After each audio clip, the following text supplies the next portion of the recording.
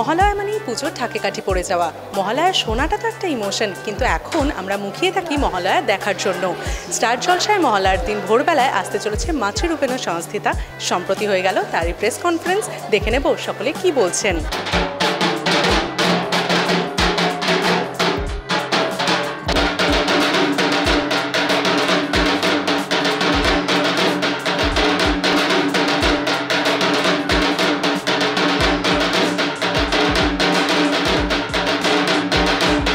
মা দুর্গার রূপে অভিনয় করা বা নিজেকে দেখা, সেই জায়গাটা সত্যি অভিনয়টা হয়তো হয় না, পুরোটাই একটা অনুভূতি।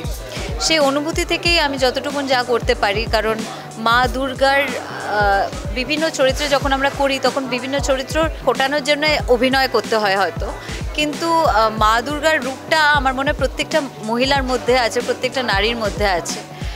তো তাই জন্য সেই জায়গা থেকে আমার মনে হয় সেটা পুরোটাই একটা অনুভূতি। সেই অনুভূতি থেকেই যে শক্তির অনুভূতি, যে কি বলে অশুভকে বিনাশ করার যে অনুভূতিটা, সেই জিনিসটা আমার মনে হয় খুবই কেমন একটা ভেতর থেকে বেরিয়ে আসে, তো খুবই ভালো লাগে।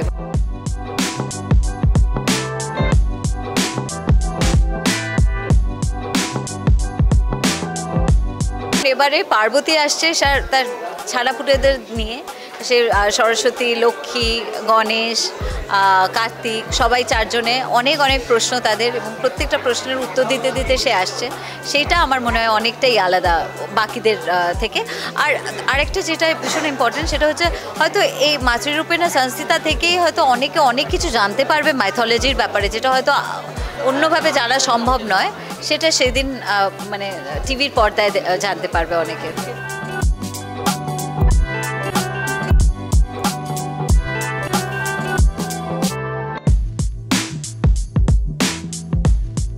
প্রথমবার মহালয়া, তো খুবই এক্সাইটেড।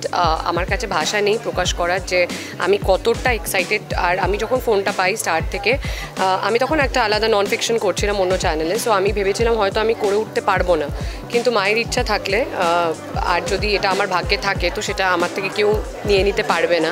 এই এন্টায়ার প্রসেসটাতেই না তুমি ওই জার্নিটা লিভ করছো। সো আমি সেদিন থেকেই নিজেকে ওইভাবে ভিজুয়ালাইজ করা শুরু করলাম।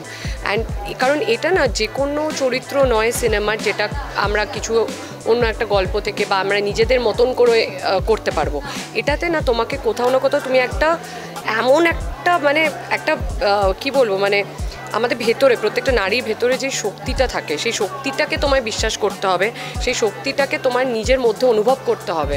কারণ আমি এইবার যেমন স্টারের যে কনসেপ্টটা, যে দুটো কল্পে অসুর বধ হচ্ছে, তো প্রথম কল্পে আমি মহিষাসুরমর্দিনী হিসেবে অসুরকে বধ করছি, আর সেটার জন্য আমি মহিষাসুরমর্দিনী হয়েছি। আমি আমার জীবনে প্রথম হার্নেস শট দিয়েছি, আবার আমি ভদ্রকালীও হয়েছি, আর সবই পার্বতীর রূপ। তো যখন ভদ্রকালী আমি হই, আমি যেই তাণ্ডবটা ভদ্রকালী করে আমরা সবাই পড়েছি, আমরা সবাই দেখেছি এর আগেও মহালয়াতে, যে মা কালীর সামনে শিবও যখন চলে আসে তখন গিয়ে সে থামে, মানে তার আগে অবধি সে যাকে সামনে পেয়েছে তাকে তার গলা কেটে দিয়েছে।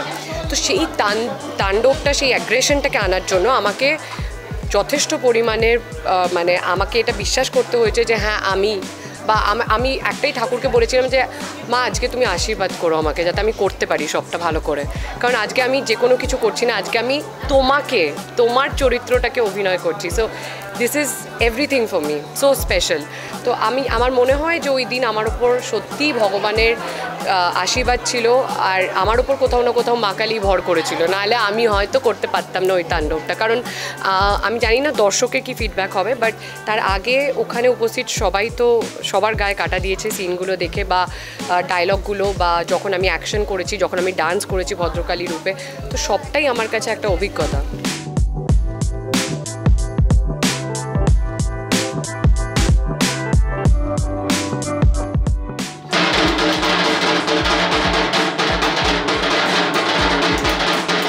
আমার তো পুরো ফ্যামিলি আছে এবার মহালয়ায়, আমার বর, আমার ছেলে মেয়ে সবাইকে নিয়ে আমি এবার মহালয়াতে আছি। মহালয়া ইটসেলফ একটা অন্যরকম একটা এক্সপিরিয়েন্স, যেটা আমরা সচরাচর তো ওরমভাবে আমরা গয়না গাটি অত সুন্দরভাবে সে থাকি।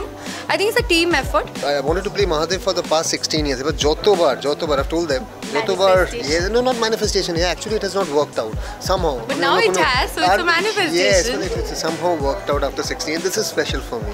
This is actually special for me. আমরা আরও অনেকেই মিলিয়ে এবার মহালয়া করছি 21 তারিখে ভোরবেলা। প্লিজ দেখবেন আর জানাবেন আপনাদের কেমন লাগবে।